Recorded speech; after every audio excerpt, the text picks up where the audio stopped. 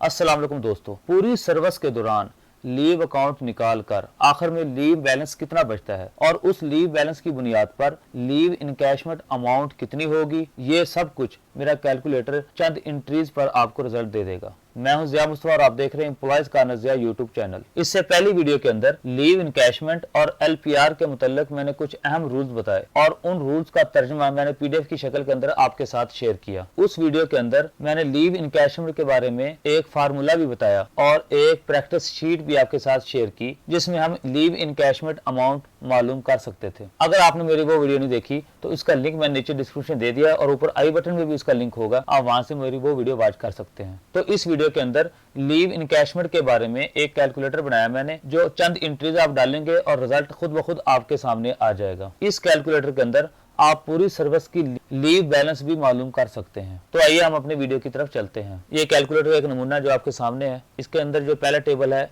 इसमें आपने एंट्रीज डालनी है। आपने सबसे पहले आप अपना नाम लिखेंगे और दूसरे सेल के अंदर अगर इसे ओपन करेंगे तो आपको दो ऑप्शन नजर आएंगे, वेकेशन और नॉन वेकेशन। ये दो तरह के स्टाफ होते हैं, वेकेशन स्टाफ है और नॉन वेकेशन स्टाफ है। तो आप इनमें से जो है कोई एक सिलेक्ट करेंगे जो आपके मुतलका होगा। वेकेशन स्टाफ के लिए एक छुट्टी है, महीने के अंदर साल में 12 हैं। नॉन वेकेशन स्टाफ के लिए महीने में 4 छुट्टियां हैं और एक साल के अंदर 48 छुट्टियां हैं। लीव अकाउंट के मुतल्लिक मैंने एक और वीडियो बनाई थी, उसमें मैंने इसकी तफसील के साथ वजाहत की थी और उसमें एक कैलकुलेटर भी पेश किया था जिसमें आप अपना बैलेंस मालूम कर सकते थे। उसका लिंक भी मैंने नीचे डिस्क्रिप्शन दे दिया, वहाँ से डाउनलोड कर सकते हैं। उसके बाद आपने डेट ऑफ अपॉइंटमेंट यहाँ पर सिलेक्ट करनी है। डेट ऑफ अपॉइंटमेंट आपने यहाँ पर टाइप करनी है। रेगुलर डेट जो आप जब जिस तारीख से आप रेगुलर हुए हैं, आपकी जो अपॉइंटमेंट स्टार्ट हुई है वो डेट आप यहाँ डालेंगे। इससे नीचे एक और सेल, इसमें मैंने जो है मेन्यू बनाया है स्केल नंबर का। आपका जो स्केल होगा वो यहाँ से आप सेलेक्ट करेंगे। उससे नीचे सेल के अंदर उस स्केल की जो बेसिक पे आ जाएगी। फॉर एग्जाम्पल हमने 14 स्केल सेलेक्ट किया है तो इसकी बेसिक पे आ जाएगी हमारे सामने 15/1/80 से ये इनिशियल स्टेज है, यहाँ से स्टार्ट हो रही है और 50/280 मैक्सिमम स्टेज है। तो आप इसके दौरान इसके दरमियान जो आपकी पे होगी वो पे आप यहाँ से सिलेक्ट कर लेंगे। आप यहाँ से जो भी सिलेक्ट करेंगे स्केल चेंज करेंगे तो उसके मुताबिक बेसिक चेंज हो जाएगी। फॉर एग्जाम्पल मैं ये 9वां स्केल सेलेक्ट करता हूँ तो आप यहाँ पर देखेंगे कि 9वीं की बेसिक जो है 11,770 इनिशियल स्टेज स्टार्ट होती है और जो है आखिरी स्टेज जो है 33,670 है। डेट ऑफ रिटायरमेंट आपने लाजमी टाइप करनी है क्योंकि यहाँ से वो पे स्केल चार्ट चूज़ करेगा, फार्मूले के ज़रिए से ऑटो चूज़ होगा। अगर फॉर एग्जाम्पल मैं यहाँ पर डेट ऑफ रिटायरमेंट लिख देता हूँ 25/4/16 तो वो जो स्केल सेलेक्ट करेगा, पे स्केल चार्ट सेलेक्ट करेगा, वो उस वक्त 2015 का ऑटो यहाँ से सेलेक्ट कर लेगा।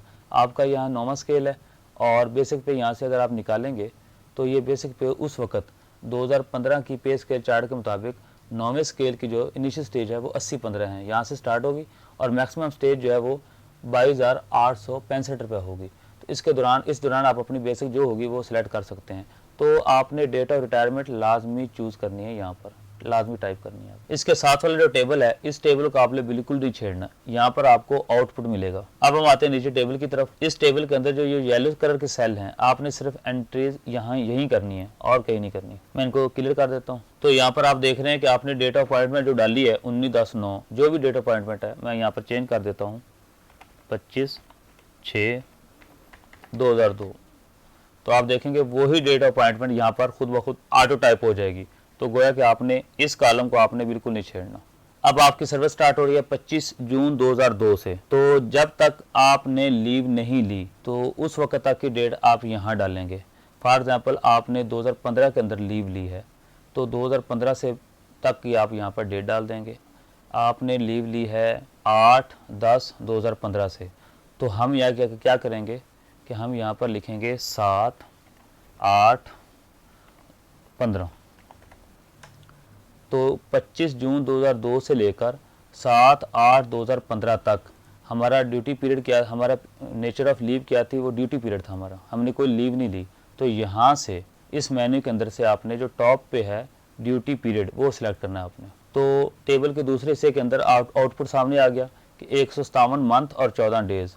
उस हिसाब से उसने 157 डेज़ निकाल दिए कि आपके जो है 157 डेज़ आपकी लीव है। तो लीव एट क्रेडिट क्या आ जाएगा 157 डेज़।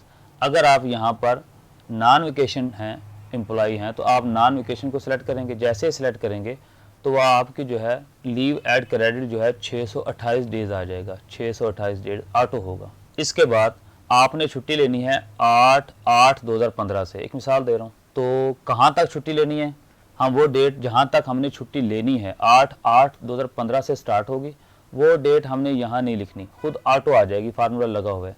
कहाँ तक छुट्टी ली है वो यहाँ पर आपने लिखना है। फॉर एग्ज़ाम्पल हमने छुट्टी ली है 26/8/15 तक, 26/8/15 तक छुट्टी ली है, 8/8/15 खुद ब खुद आ गया, और 8/8/15 से 26/8/15 यानी हमने 19 डेज़ की छुट्टी ली। तो यहाँ पर आपने वो छुट्टी की जो लीव आपने ली है उसकी नेचर यहाँ से आपने सेलेक्ट करनी है। फॉर एग्जांपल आपने ली है अर्न लीव, तो यहाँ पर हम अर्न लीव सेलेक्ट कर लेंगे और हमें आगे बताएगा कि 628 दिन आपके बैलेंस था अकाउंट के अंदर, 19 डेज़ की आपने लीव ली, आप 19 डेज़ लीव पे थे, जो 628 में से 19 निकाल दिए, 609 बाकी बचे। फिर सर्विस को आगे बढ़ाते हैं, 2018 तक फिर कोई छुट्टी नहीं है, तो जब छुट्टी ली है उससे पहले की डेट आप यहाँ पर डाल दें। फॉर एग्जांपल 14/10/18 तक हमारा ड्यूटी पीरियड था, यानी कि 27/8/15 से लेकर 14/10/18 तक इस सर्विस के दौरान हमने कोई छुट्टी नहीं ली, तो ये हमारा ड्यूटी पीरियड हो गया। तो यहाँ से हम ड्यूटी पीरियड सेलेक्ट करेंगे। जैसे ही ड्यूटी पीरियड सेलेक्ट करेंगे तो वो बता देगा कि आपके 37 मंथ और 18 डेज़ आपका ड्यूटी पीरियड है। इस पीरियड का 152 डेज़ आपका बैलेंस आ गया। पिछला बैलेंस था 609, 152 इसके अंदर ऐड किए तो 761 आपका लीव बैलेंस आ गया, लीव एट क्रेडिट आ गया आपके पास। तो फॉर एग्जांपल एक एम्प्लॉय जो है फीमेल है, उसे मैटरनिटी लीव की ज़रूरत है और वो 3 माह की 90 डेज़ की मैटरनिटी लीव पे जाती है, तो हमने जब तक उसने मैटरनिटी लीव पर जाना है वो डेट एंड वाली डालनी है, यानी 15/10 से उसकी डेट स्टार्ट होगी। तो आगे चलते हैं, आगे लीव लेनी है। फॉर एग्जांपल एम्प्लॉय है फीमेल और उन्हें मैटरनिटी लीव की ज़रूरत पड़ गई और वो मैटरनिटी लीव हमने यहाँ पर डालनी है। 15/10/18 से शुरू होगी, 90 डेज़ जहाँ तक पूरे होंगे वो डेज़ हम यहाँ पर डाल देंगे। तो हम यहाँ पर लिखते हैं 12/1/19, तो 15/10/18 से लेकर 12/1/19 तक उनकी जो लीव है वो 90 डेज़ की मैटरनिटी लीव है। तो चूँकि मैटरनिटी लीव माइनस नहीं होगी इसलिए हम यहाँ पर सिलेक्ट करेंगे। आप देख रहे हैं कि 761 हमारा बैलेंस था, तो 761 ही आना चाहिए था, इसने 671 कर दिए, माइनस कर दिए 90 डेज़। हम जैसे ही यहाँ पर मैटरनिटी लीव सेलेक्ट करेंगे तो वो 90 डेज़ माइनस नहीं करेगा आपके बैलेंस से, जो 761 आपका बैलेंस था वही 761 आगे आ जाएगा। फिर इसी तरह ड्यूटी पीरियड चलता है और हम यहाँ पर पहुँच जाते हैं 25/4/21 तक के 13/1/19 से लेकर 25/4/21 तक हमारा ड्यूटी पीरियड है, कोई लीव नहीं ली इस दौरान। तो वो क्या करेगा कि इस दौरान जो है 27 मंथ 13 डेज़ जो आपके बनते हैं उसका वो हिसाब लगाकर वो आपके 761 बैलेंस के अंदर ऐड कर देगा, यानी कि 108 डेज़ बनते हैं आपके, तो वो 108 डेज़ आपके लीव बैलेंस के अंदर ऐड हो जाएंगे, तो 869 आपकी जो है लीव बैलेंस आपका सामने आ जाएगा। फिर इसी तरह हमें छुट्टी की ज़रूरत पड़ी तो हमने जो है जहाँ तक हमने छुट्टी लेनी है, फॉर एग्जांपल हमारी 26/4/21 से छुट्टी स्टार्ट होगी, तो वो 26/4/21 ऑटोमेटिक यहाँ पर टाइप हो जाएगा। हमने छुट्टी लेनी कहाँ तक है, हमारी छुट्टी है 15/6/21 तक, तो 26/4/21 से 15/6/21 तक हमने छुट्टी ली मेडिकल लीव, मेडिकल ग्राउंड पर, तो वो बने 51 दिन, 51 डेज़ जो है हमारी छुट्टी। तो 869 में से 51 डेज़ हम निकालेंगे तो 818 हमारा बैलेंस आ जाएगा। फिर आगे हमारा ड्यूटी पीरियड चलता है और हम ताहाल ड्यूटी पीरियड आगे यहाँ पर चलाते हैं। फॉर एग्जांपल हम यहाँ पर डेट डाल देते हैं 28/7/21, तो 28/7/21 तक हमारा ड्यूटी पीरियड है। तो जैसे ही हम यहाँ से ड्यूटी पीरियड सेलेक्ट करेंगे तो 818 में से मज़ीद जो है 4 दिन हमें और मिल गए, तो वो 822 दिन हो गए। अच्छा, तो दोस्तों ये सारी सर्विस का लीव बैलेंस निकल कर हमारे सामने आ गया 822 दिन। यहाँ तक तो बात होगी क्लियर। यहाँ पर वो नीचे बता भी रहा है कि माई total leave balance is 2 years 3 months and 2 days, यानी 822 के अगर हम साल निकालें तो 2 साल, और मंथ जो पीछे बचे हैं वो 3 और डेज जो बचे हैं वो 2। ये अब तक जो हमारे पास बैलेंस मौजूद है उसकी समरी आ गई। अब हम चलते हैं लीव इनकैशमेंट अमाउंट की तरफ। तो उसके लिए मैंने आपको बताया था कि मैक्सिमम 365 डेज, पिछली वीडियो के अंदर मैंने डिटेल के साथ में इसके रूल बता रहा था उर्दू के अंदर। तो अगर आपका बैलेंस 365 डेज से ज़्यादा है तो जो लीव इनकैशमेंट आपको मिलेगी वो 365 डेज पर मुहित होगी, 365 डेज पर मिलेगी सिर्फ। यानी कि 365 को अगर आप 38,000 जो लास्ट बेसिक पे ड्रान है आपकी 38,580 उसको ज़रब दें तो 4,62,960 रुपये आपका लीव इनकैशमेंट अमाउंट आ गई आपके सामने। ये अमाउंट आप क्लेम कर सकते हैं बिल के ज़रिए। पहले इसके आर्डर होंगे, फिर उसके बाद बिल बनेगा, फिर वो पास होगा, फिर ये आपके खाते में आएगी। अगर एम्प्लॉई है वेकेशन तो ये तमाम पीरियड निकाल कर उसके जो बैलेंस है लीव बैलेंस वो बन गया 153 उसका बैलेंस आ गया। अब 153 में क्या है कि हम जो है 38,580 है, तो मैं एक कैलकुलेशन के जरिए आपको थोड़ा समझाता हूँ। पिछली वीडियो में मैं तफसील से बता चुका हूँ लेकिन मैं दोबारा रिपीट कर देता हूँ। अब क्या है कि 38,580 आपकी बेसिक ज़रब 12 और इसे हम तकसीम करेंगे देखिए 365 के साथ, और फिर उसके बाद हमारे पास जो बैलेंस है वो है 153, उसके साथ ज़रब करेंगे हम तो ये हमारे पास आ जाएगा 1,94,062 रुपये, 1,94,063 रुपये। चूँकि इशारिया 5 से ज़्यादा है तो ये 62 के 63 हो गए, 1,94,063 रुपये उसका जो है लीव इनकैशमेंट अमाउंट आ गई, सॉरी उसकी जो वो कैश करवाएगा। अब हम आगे चलते हैं। फॉर एग्जांपल वो आखिरी साल के अंदर जो उसकी एज का आखिरी साल है, सर्विस का आखिरी साल है, उसके अंदर उसे छुट्टी की ज़रूरत पड़ गई और वो 10 दिन की छुट्टी लेता है तो वो उससे माइनस हो जाएगा।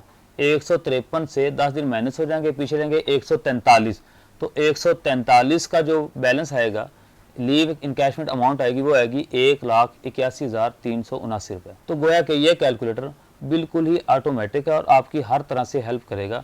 आपको कुछ भी करने की ज़रूरत नहीं है, सिर्फ आपने डेट डालनी है।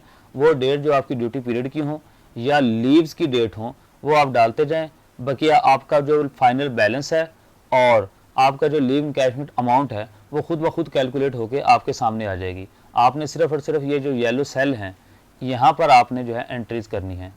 आखिर में एक और बात, ये जो आप देख रहे हैं यहाँ पर मैंने ये से येलो सेल किया हुआ है, यहाँ पर मैंने एक फार्मूला लगाया हुआ है।